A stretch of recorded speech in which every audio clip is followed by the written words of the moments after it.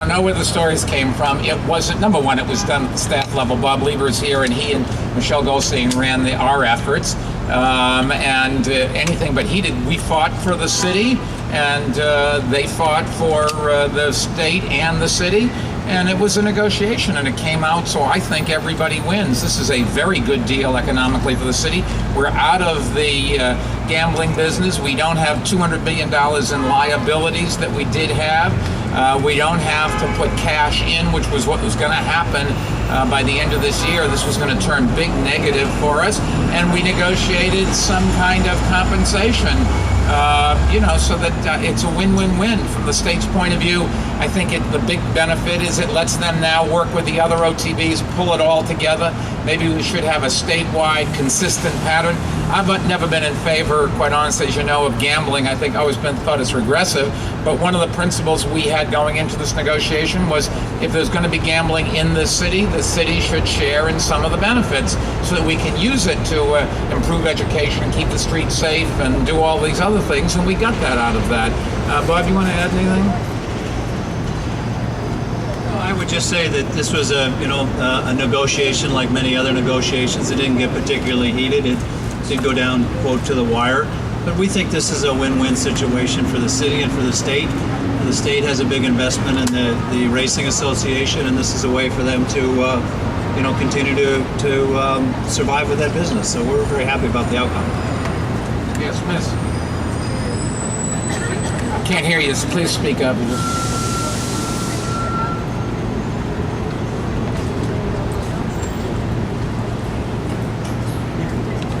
Sure, there's always going to be. I don't think David Patterson and I have ever exchanged a cross word. He is as likable and easygoing and as nice a guy as you would ever want to meet. The only problem I have with David Patterson is he's got to represent 18 million people and I've got to represent 8. And so we're always not going to agree on every single thing. But, David's become a social friend as well as a business friend. I have absolutely no idea where the stories went. Did we talk? I talked to him this morning. I talked to him 2 or 3 times a week. And I don't know where those stories, and I think David said that this morning. I was at Police Medal Day when he talked, but what somebody said was that he doesn't know where it came from either. Did they fight hard for their position? Sure, they're supposed to. Did we? Sure, we're supposed to. And like everything else, we come up with a negotiation where everybody get something. Did we get as much as we want? No. Did the state get as much as they want? No. That's what happens when you negotiate something from different sides, and then you go on to the next issue. And I just have absolutely no idea where that came from. The quotes from Patterson weren't quotes from, he's just not the kind of guy to say any of that. And in terms of he and I,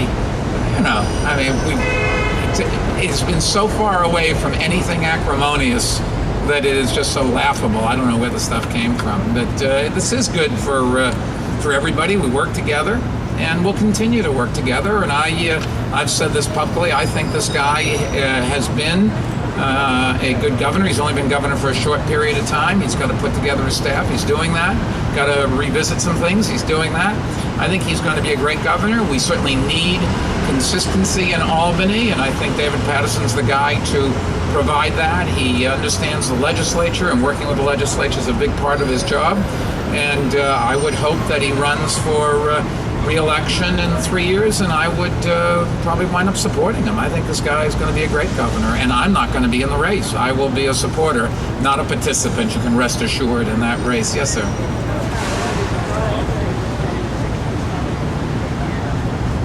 That's right. No. The difference is next year we would have lost probably $10 or $20 million. Because compared to the alternative, we made $60 or $70 million before the state started taking away all our money. They now take away 110% of our profits. If we have 10% out of the profits, we're going to have to start putting all our money in. By the end of this year, we'd be cash flow negative. This is a very good deal, not compared to what it was, but compared to what it is going to be under the current law. The state has chosen to take the revenue from OTB and give it to NYRA or the racing industry, however they want to do that.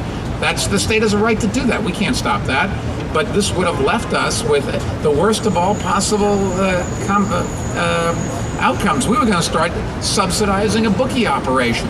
Rather than subsidize a bookie operation and also have $200 million in health benefits, pension benefits on our books, we've gotten rid of all of the obligation, and now we're going to get cash with no downside risk. I'd take that deal in a second anytime. Yes, sir. I don't. It's very tragic. Some people are dead. I just don't know. The fire marshals are investigating, so we'll have to wait and see. Yes, miss.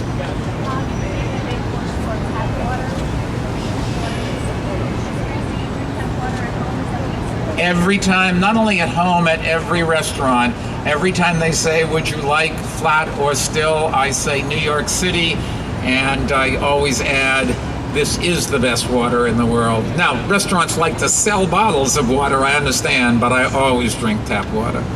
So, yes, sir. At Recent Pedal, those had a chance to invite him for Summer Street. We can talk about that. We can talk about that.